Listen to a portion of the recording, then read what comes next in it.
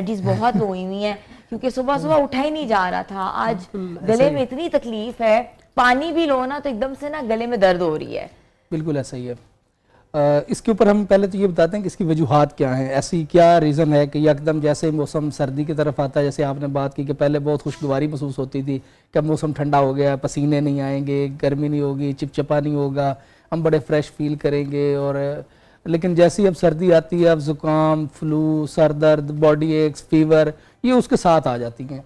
उसकी पहली रीज़न तो ये है कि जैसे मौसम सर्दी की तरफ आता है तो हवा में नमी की मिकदार कम हो जाती है। हवा में नमी की मिकदार कम होने का मतलब ये है कि जो भी डस्ट पार्टिकल या जब हमारे छींकने के, खांसने के पार्टिकल्स हैं, वो जब हवा में नमी ज़्यादा होती है तो वो ऑटोमेटिकली नमी उसको कवर करती है और उसको नीचे गिरा देती है। लेकिन जब नमी कम होती है तो वही ज़रात जो है वो हवा में मुअल्लक होते हैं, जब दूसरा बंदा सांस ले रहा होता है तो उसके साथ जाते हैं और आगे से आगे बीमारी मुंतकिल करते हैं। जहाँ तक बात है फिर लाहौर की या ओवर पॉपुलेटेड एरियाज़ की, वहाँ हम बहुत ही क्लोज रह रहे होते हैं, ओवर पॉपुलेटेड होते हैं, क्राउडेड होते हैं, जिसकी वजह से हमारे एक बंदे से दूसरे बंदे में जो वायरस का मुंतकली होना है वो बहुत फास्ट हो रही होती है। उसके मुकाबले में अगर आप ज़रा कम पॉपुलेटेड एरियाज़ की या देहाती इलाकों में देखें तो वहाँ इस तरह का नहीं होता, क्योंकि वहाँ हवा की मिकदार ज़रा ज़्यादा होती है। उससे अगली रीज़न ये है कि हम सर्दियों में चूँकि अपने कमरे, अपने दरवाजे, अपनी खिड़कियाँ हर चीज़ बंद कर लेते हैं तो उसकी वजह से भी जो वेंटिलेशन है वो बहुत कम हो जाती है।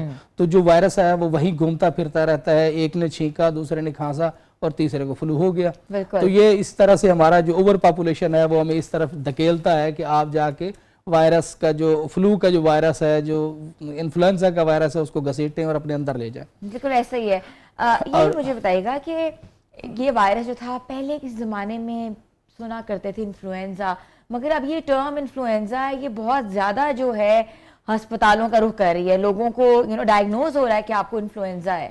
डेफिनेटली उसकी एक रीज़न तो मैंने आपको बताया कि हम ओवर पॉपुलेशन की तरफ चले गए हैं, और दूसरी रीज़न ये होती है कि जैसे ही हमारी, अब डाइट की भी आपने बात की, तो डाइट भी हमारी उस तरह से नहीं रही, अब हमारी इम्यूनिटी वीक हो गई है। पहले हमारी बॉडी में इतनी इम्यूनिटी होती थी, इतनी पावर होती थी कि हमारी जो इंटरनल इम्यूनिटी थी वो उस वायरस के खिलाफ लड़ लेती थी, उस वायरस के खिलाफ एक्शन करती थी और उस वायरस को बॉडी को नुकसान नहीं पहुंचाने देती थी। हमारा जो नाक है ये सिर्फ सांस लेने का काम नहीं होता, हमारी ये बॉडी की फर्स्ट डिफेंस लाइन है, क्योंकि हमने जो एयर है वो इसी नाक के थ्रू जाती है। तो कुदरत ने नाक के अंदर एक ऐसा डिफेंसिव सिस्टम रखा हुआ है। आप देखते हैं हमारे नाक के अंदर बाल ग्रो करते हैं, बाल इसलिए होते हैं कि जो हवा आ रही है उसमें जो डस्ट है, जो पार्टिकल्स है, उसको प्रोटेक्ट करें। फिर उसके ऊपर ये जो हमारा ऊपर वाला हिस्सा होता है नथनों के अंदर वाला, ये वेट रहता है हमेशा, ताकि जो मिट्टी वगैरह है, जो डस्ट है, वो यहाँ फंस जाए, इससे आगे ना जाए, हमारे फेफड़ों में ना जाए। फिर इसके आगे जो लाइनिंग शुरू होती है वहां हमारे बारीक बारीक सीलियाज होते हैं, हेयर लाइक स्ट्रक्चर्स होते हैं, जो फिर उसको और क्लीन करते हैं एयर को। अब जब सर्दी बढ़ती है तो वो जो एयर का टेम्परेचर है वो हमारी बॉडी के टेम्परेचर से बहुत डाउन चला जाता है ना। हमारी बॉडी 37 टेम्परेचर पे है, एयर का टेम्परेचर 12, 13, 14 यहाँ पे होता है। तो जब वो एयर आती है तो हमारे डिफेंसिव मैकेनिज्म को फ्रीज करती है, फालिज करती है, उसको रोक देती है, जिससे क्या होता है कि वही डस्ट पार्टिकल्स जो है उनका जो डिफेंस होता है वो वीक हो जाता है और वो बॉडी के अंदर चले जाते हैं और जाके वायरल की एक्टिविटीज करते हैं, जिससे हमें खांसी, जुकाम, गला खराब, गले में दर्द, आपको पता है पानी आ रहा है, जलन हो रही है।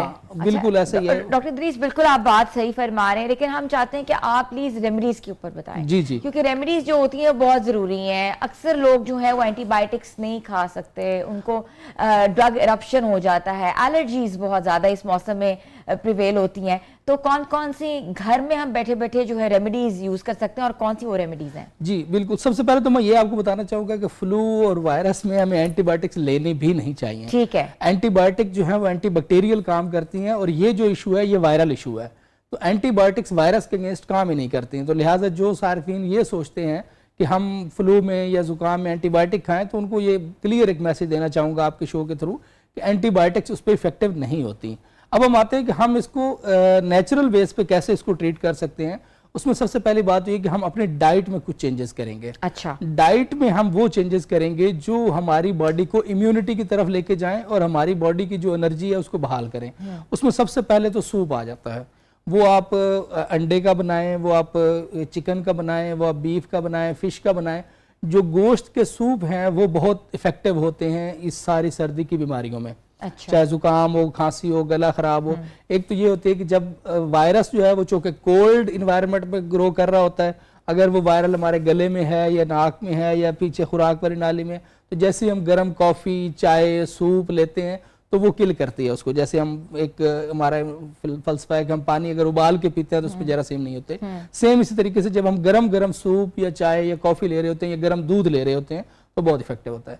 उसके बाद हम कुछ कहवा जात पे आ जाते हैं कि कहवा जात जो है वो बहुत हाईली इफेक्टिव होते हैं इस सारी कंडीशन के अंदर। ठीक है, वो कौन से हैं? उसमें आप अदरक, लौंग, दालचीनी और शहद, इन 4 चीजों का कहवा बना के अगर आप लेते हैं तो वो आपके लिए बहुत इफेक्टिव होते हैं। अदरक, लौंग, दालचीनी और शहद का कावा। शहद का कावा, ये 4 चीजें आप मिला के कावा बना लें। कहवा बना लें और इसमें हस्बे जायका जो है 2-4 कतरे लीमू का रस डाल लें। अच्छा। क्योंकि विटामिन सी जो है वो इस जो वायरल एक्टिविटीज हैं इनको रोकने में बहुत इफेक्टिव होता है। ओके। तो उसमें अगर आप वो दिन में 3 से 4 दफा यूज करते हैं तो वो आपकी जो इम्यूनिटी है उसको भी बेहतर करता है और जो वायरल अटैक है, जो वायरल की वजह से कॉम्प्लिकेशंस हो रही होती हैं उनको रिवर्स करने में। और अगर आपकी बॉडी पेन कर रही है, आपका गला खराब है, गला दर्द कर रहा है, तो आप हल्दी वाला दूध इस्तेमाल करें। अच्छा, इसको गोल्डन मिल्क कहते हैं। गोल्डन मिल्क कहते हैं। इसको गर्म दूध में 1 चम्मच हल्दी मिलाएं और उसको गरम गरम इंटेक करें।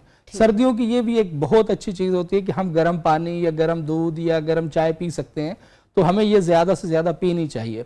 उससे ये होता है कि हमारी बॉडी की जो पेरिफ्रीज होती हैं, क्योंकि बॉडी का एक इंटरनल मैकेनिज्म ये है कि जब बॉडी को बाहर से कोल्ड फील हो रही होती है तो बॉडी ब्लड की सारी सर्कुलेशन को सेंटर कर देता है, इसलिए हमारे हाथ पांव ठंडे होना शुरू हो जाते हैं, हमारा नाक ठंडा होता है, कान ठंडे होते हैं, तो जो पेरिफ्रीज की ब्लड सप्लाई है वो कम होना शुरू हो जाती है। जैसे हम बॉडी को हीट देते हैं या गर्म फ्लूइड्स देते हैं तो उससे बॉडी क्या करती है कि वो सर्कुलेशन का दायरा कार वसी करती है, वो नाक की तरफ भी फ्लो बढ़ता है, वो कान की तरफ भी बढ़ता है, पाँव की तरफ भी, हाथों की तरफ भी। तो जो सर्दी के असरात हमारी इम्यूनिटी को कम कर रहे होते हैं वो बेहतर होना शुरू हो जाते हैं। तो इसके लिए हल्दी वाला दूध जो है वो बहुत इफेक्टिव है। और अगर आप डाइट लेना चाहें तो डाइट में भी आप बॉयल एग जरूर शामिल करें अपनी डाइट के अंदर, शहद जरूर शामिल करें, और ड्राई फ्रूट्स की अगर हम बात करते हैं तो उसकी भी अगर आप लिमिटेड। डॉक्टर साहब, ड्राई फ्रूट से अक्सर लोगों को एलर्जीज हैं, अक्सर लोग ज्यादा खा लेते हैं, सुबह देखो उनका मुंह स्वेलिंग हुई होती है, सूजा होता है। तो ड्राई फ्रूट की मिकदार कितनी करनी चाहिए? और ड्राई फ्रूट्स की भी डिफरेंट टाइप्स हैं, कौन सा खाना चाहिए? अच्छा, ड्राई फ्रूट से जो एलर्जी है वो एक्चुअली ड्राई फ्रूट की एलर्जी नहीं होती। ड्राई फ्रूट्स को लंबे अरसे तक प्रिजर्व रखने के लिए जो उस पर केमिकल्स लगाए जाते हैं वो उनकी वजह से एलर्जीज होती हैं। अगर आप ड्राई फ्रूट को भिगो के रखते हैं और वॉश करके इस्तेमाल करते हैं तो शायद ये एलर्जीज मिनिमम हो जाएंगी।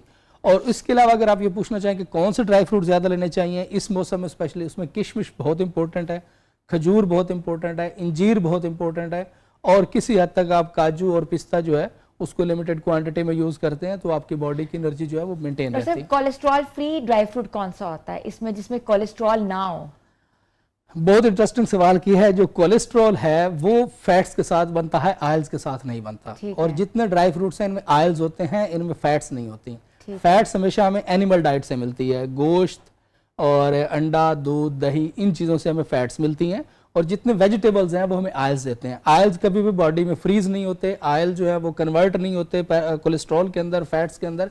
तो लिहाजा सारे जो ड्राई फ्रूट्स हैं वो कोलेस्ट्रॉल फ्री हैं, वो आयल्स की शक्ल। अच्छा, ये भी कहा जाता है कि अगर अखरोट खाते हैं ज्यादा, जिसके ऊपर एक रिसर्च भी है कि इससे कैंसर के ऊपर भी ना इसका मतलब कि जब खाने से नहीं होता उन लोगों को, तो वॉलनट डॉक्टर्स कहते हैं कि वॉलनट आप कंज्यूम कर लें, अखरोट खा लें, वो जरा कोलेस्ट्रॉल फ्री है, और बाकियों से आप इज्तनाब फरमाएं। क्या ऐसा है? नहीं, मैंने बताया ना, वेजिटेबल्स जितनी भी हैं, वेजिटेबल्स जो हैं वो आयल्स की तरफ जाती हैं, ठीक है ना। जो हमारे प्लांट बेस्ड चीजें हैं वो आयल्स देती हैं। आयल्स हमारी बॉडी के ईच मसल्स के रिक्वायर्ड होता है। हमारे जो मसल मूव करता है ना, ये इस तरीके से इसके अंदर पूरे रेशे होते हैं जो मूव करते हैं, उनको लुब्रिकेशन प्रोवाइड करता है। अच्छा। हमारी बॉडी के लिए आयल्स जो हैं या जो मॉइस्चर है वो बहुत जरूरी है। ये सर्दियों में इस्तेमाल ही इसलिए किया जाता है क्योंकि सर्दी में मॉइस्चर जो है वो कम होता है बॉडी के अंदर, और हम पानी भी कम पी रहे होते हैं, तो उस वजह से हमारे बॉडी जो है वो फ्रीज होती है, पेन करती है। तो उसके लिए जितना मॉइस्चर लेते हैं, और मॉइस्चर ये नेचुरल मॉइस्चर होता है,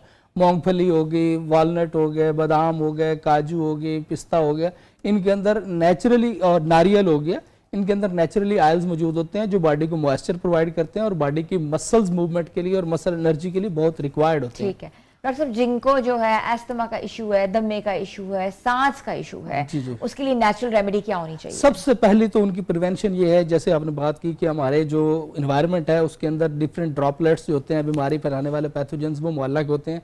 सबसे पहले मास्क का इस्तेमाल बहुत लाजमी है।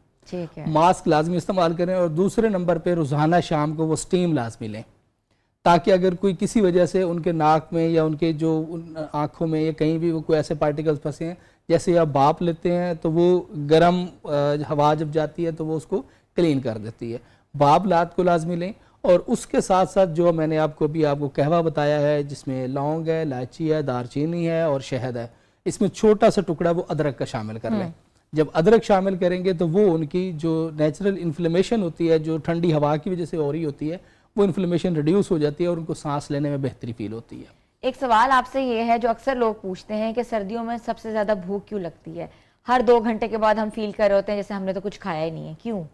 क्योंकि सर्दी में हमारी, मैंने पहले बताया कि सर्दी में हमारी सारी सर्कुलेशन जो है वो सेंट्रल हो जाती है, तो स्टोमक जो होता है उसको ज़्यादा सर्कुलेशन मिलती है, एनर्जी मिलती है, तो वो ज़्यादा वर्क करना शुरू कर देता है, इसलिए हमें ज़्यादा से ज़्यादा भूख लगती है। और दूसरी सबसे अहम वजह है कि सर्दी में हम पानी कम पीते हैं, तो पानी पहले हमारे स्टोमक का कुछ हिस्सा फिल रखता है, तो जब हम पहले दिन में 8 गिलास पीते थे, अब दिन में 1 गिलास भी नहीं पीते हैं, तो वो सारा जो फूड है वो उसको फिल करना होता है स्टोमक ने, तो इसलिए वो फूड डाइजेस्ट इजीली हो जाता है, और उसके बाद फूड स्टोमक फिर एम्प्टी होता है, फिर भूख लगना शुरू हो जाती है। तो इसलिए हमारे लिक्विड्स का इस्तेमाल कम होने की वजह से ये मसला होता है हमें। अच्छा, लोग ये कहते हैं, ये मिथ भी है कि सुबह के वक्त ठंडे पानी पीने से या आग नहीं आ रहा घर में गर्म पानी नहाने से, अगर हमने नहा लिया है तो उससे जो है जुकाम बढ़ जाता है, और इसके साथ आपको वो भी हो जाता है जो कहते हैं ब्रोंकाइटिस, इसको कहते हैं, वो भी हो जाता है। क्या ऐसा है? बिल्कुल ऐसा ही है, ये मिथ नहीं है, ये हकीकत है। हर बंदे का डिफरेंट है। जो यंग लोग हैं, एनर्जेटिक लोग हैं, उन्हें ठंडे पानी से इतना मसला नहीं होता, या जो रूटीन में ठंडा पानी यूज़ कर रहे होते हैं उनके लिए मसाइल नहीं होते। लेकिन जिनकी इम्यूनिटी वीक होती है, स्पेशली जो बुजुर्ग हजरात हैं, जैसे आपने कहा अस्थमैटिक लोग हैं, या छोटे बच्चे हैं जिनकी इम्यूनिटी वीक है, अगर वो ठंडा पानी इस्तेमाल करते हैं तो उनमें इस तरह के मसाइल आ सकते हैं, क्योंकि ऑलरेडी इम्यूनिटी वीक है, सांस भी ठंडी जा रही है, फिर पेरीफ्रीज पे ऑलरेडी मैंने आपको बताया ब्लड सप्लाई कम हो जाती है, तो ब्लड सप्लाई कम होती है तो ऊपर और ठंडा पानी डालते हैं तो और वो वीक होते हैं, उसकी वजह से ये इस तरह के मसाइल जो हैं वो हो सकते हैं। ठीक है डॉक्टर इदरीस, जल्दी से बता दें इम्यूनिटी बूस्टिंग के लिए क्या करना चाहिए? इम्यूनिटी बूस्टर के लिए पहले तो मैंने आपको बताया कि आप सूप इस्तेमाल करें, ड्राई फ्रूट्स का इस्तेमाल करें, स्पेशली जो है वो किशमिश का मैं बार बार रिकमेंड करूंगा। आप किशमिश रात को भी 5-6 दाने लाजमी लें, और सुबह उठते ही फिर लाजमी लें, और इंजीर रात को भिगो के रखें, सुबह निहार मुंह लाजमी खाएं। ये आपकी इम्यूनिटी बूस्टर भी है, और आपकी जो सर्दियों के मसाइल हैं उनसे आपको छुटकारा दिला सकते हैं। बहुत बहुत शुक्रिया doctor Idris Khan, natural medicine expert हमारे साथ मौजूद थे। हमने सोचा कि आज हम आपको नेचुरल रेमेडीज बताएं, घर में कितनी ज़रूरी हैं। हम लोग बिल्कुल जो है थक गए हैं मेडिसिन खा खा के, दवाइयाँ खा खा के, पी पी के, और बच्चों को बार बार डॉक्टर के पास लेके जाके। मगर जो आपका किचन होता है वो एक बहुत बड़ी फार्मेसी होती है। आप